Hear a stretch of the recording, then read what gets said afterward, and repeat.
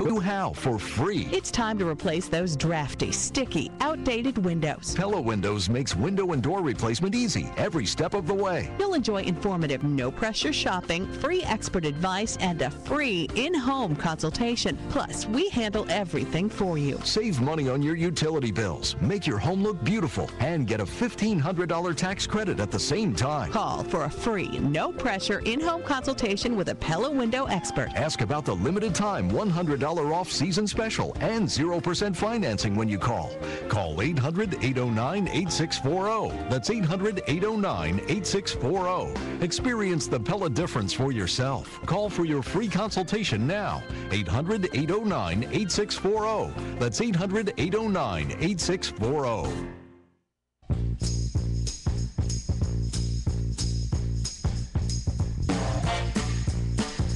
I need love to ease my mind. Diana Ross, redone by Phil Collins a few years later.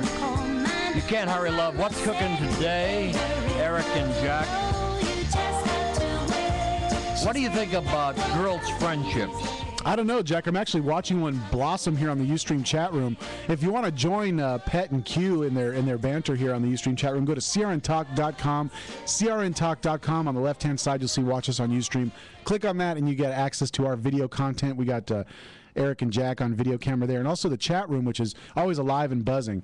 But yeah, they kind of got this budding friendship going on, and we're going to talk to Jeff Zaslow. He wrote a book called Girl From Ames. We're going to find out. I think it's Girls From Ames. Girls From Ames. Yeah. Okay, well, we're going to find out from Jeff what it's all about. Hey, Jeff, how's it going, Jeff, buddy? how are you doing? Hey, guys, thank you for having me on. Well, thank you for being with us. Tell us about the Girls From Ames. Yeah, I write a column for the Wall Street Journal, and I wrote a piece about how women's friendships and men's friendships are so different. You know, women's friendships are face-to-face. They're sharing their emotions. Men's friendships are side-by-side. We just, do things together. We play golf. I'm in a poker game, and we don't talk about anything but the cards in my poker game. In fact, I don't even know the names of my children. I wasn't sure of that, and I asked the guy next to me a couple of months ago. I said, Lance, could you name my children? He said, I could rename them. So that's the difference between male and female. So I wrote this column and heard from all these people and thought maybe there's a book and just looking at one group of women and their friendship, and it's called The Girls From Ames, and it traces 40 years of their friendship. It's a nonfiction book. Hey, now, Jeffrey, this is kind of an interesting topic because I'll tell you, like, me and my guy friends, I won't see my buddies for 6 months. And when I see them the next time, it's like I haven't seen them in a couple hours. But I mean, with girls, it's different. Girls are like always on the phone, always texting each other, always Facebooking and tweeting each other. I mean, it's like they're like these consummate social networkers that I think guys we're kind of like, hey, can you help me fix my truck? Exactly, and that's what the research. I looked at a lot of research to write this book, and it completely shows that. And we shouldn't discount men's friendships, and we shouldn't assume they need to be more like women. They don't. Men, you can be sitting around watching the game with your friends, and that's all you need. Yeah, that's all you need. Exactly. And you're escaping from your problems. You don't need to share your problems. That's interesting. Yeah, that's an interesting perspective on that, because I know that with women, a lot of times they'll call each other and just they'll talk about the stuff that's going on in their lives. And when I call my buddies, that's the last thing I want to talk about. Right. Well, the book came out in hardcover a year ago. It did very well. It sold a lot of copies. It was a bestseller, and if I'd written a book about men, nobody would want it, nobody would read it, nobody would care. But anyway, I got this letter from a woman. She said her husband was going out on a fishing trip for a week with his best friends, and one of the guys was getting divorced, and one had health issues, and one had a daughter who was getting married.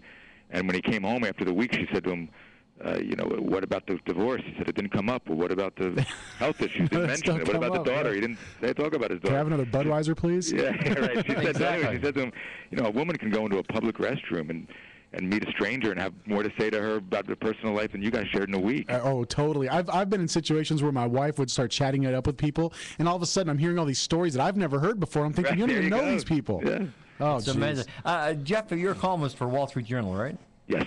Okay, so how did you come to write a book? I mean, a columnist with a major newspaper. How did you come to write this book? Well, I've written other columns that have become books. I wrote a column about Randy Pausch, Sure, absolutely. professor of computer science at Sure. Carnegie Mellon. He gave Yep. his last lecture. I went to it. I wrote about it in my column, and then that became the book, the last lecture. And so, similarly, I wrote this story about women's friendships. I heard from so many women, and I just thought maybe there's a book in the biography of a friendship. And the women were kind enough to let me, look at their lives, which has been, it was hard. At first they shared a lot, and they didn't. I read all their diaries and their letters, and, Wow. and then when they read an early draft, they just kind of flipped out. And we had to take about 30 pages out of the book, but I'm grateful for what they let remain in the book. Wow. So now I'm sure, Jeff, that there's some of the spicier stuff was taken out in the 30 pages, or was it? But I'll just tell you guys, only you. Your listeners. That's great, Jeff. So how can we find the book? Well, it's everywhere. I mean, it comes out in paperback today.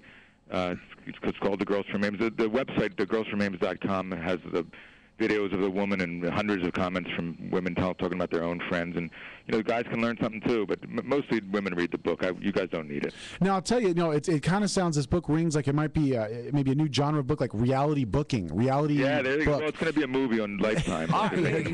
Jeff, you said we didn't need it, but I think this would be a great gift for your wife, Eric.